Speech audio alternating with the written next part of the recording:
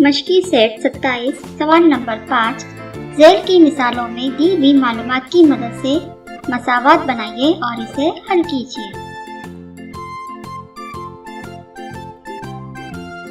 सवाल नंबर 1 मम्मू के पास कुछ भेड़ें थी, उनमें से 34 भेड़ें फरोख्त करने के बाद इसके पास 176 भेड़ें बच गई, तो बताइए मम्मू के पास कुल कितनी भेड़ें थी।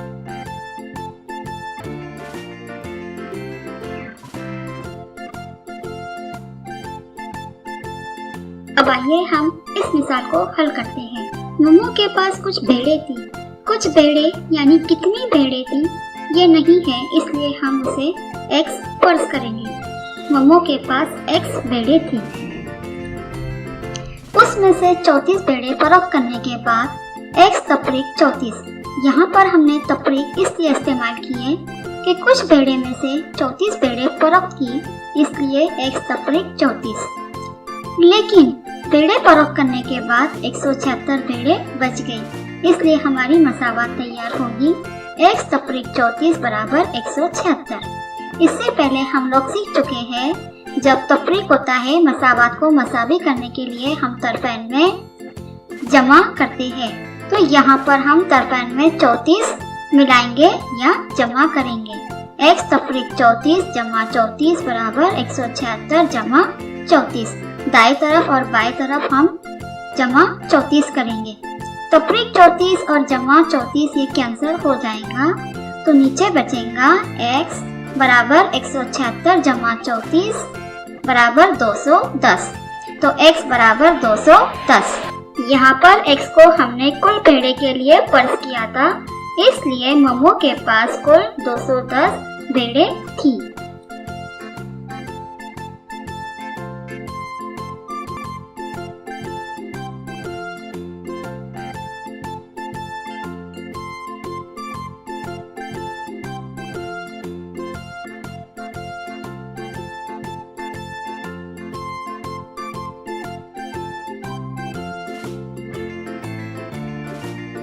नूरी ने घर पर कोडम्बा बनाया और बोतलों में भरा। उन बोतलों में से 7 बोतलें सहेलियों को बांट दी। इसके बाद घर पर 12 बोतलें बच रही। बताइए उसने कुल कितनी बोतलें भरकर कोडम्बा बनाया। कोडम्बे की एक बोतल का वजन 250 ग्राम हो, तो बताइए इसने कुल कितने वजन का कोडम्बा बनाया।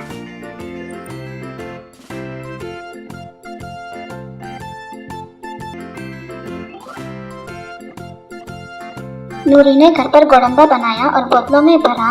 उसने गोडम्बे की कितने बोतलें भरी ये हमें पता नहीं है, इसलिए हम उन बोतलों को x फर्ज करेंगे।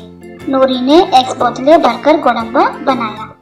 अब उन बोतलों में से उसने 7 बोतलें अपनी सहेलियों को बांट दी। उन बोतलों में से यानी x में से 7 बोतलें अपनी सहेलियों को बांट दी, इसलिए हम x तफरीक 7 करेंगे। फिर भी उसके बाद घर पर 12 बोतलें बच रही, तो हमारी मसावत तैयार होंगी x तफरीक 7 बराबर 12। रियाजियाती अमल हमें पता है कि जब तफरीक होता है हम तरफैन में जमा करते हैं।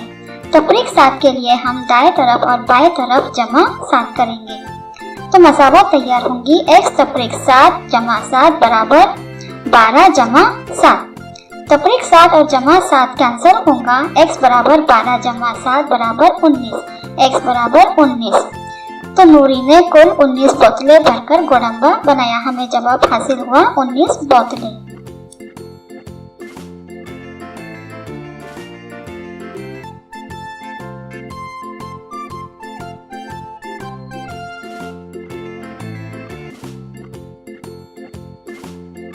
इस मिसाल में एक और सवाल किया गया, गोडंबे की एक बोतल का वजन 250 ग्राम हो तो बताइए इसने कुल कितने वजन का गोडंबा बनाया। गोडंबे की एक बोतल का वजन 250 ग्राम है तो 19 बोतलों का वजन 250 ग्राम को हम 19 बोतलों से ज़रब करेंगे।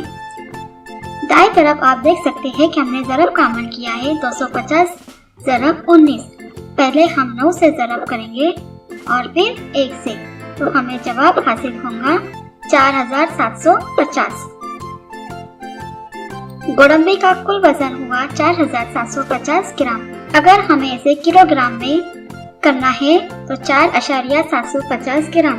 नूरी ने 4 किलो और 750 ग्राम गोडंबा बनाया।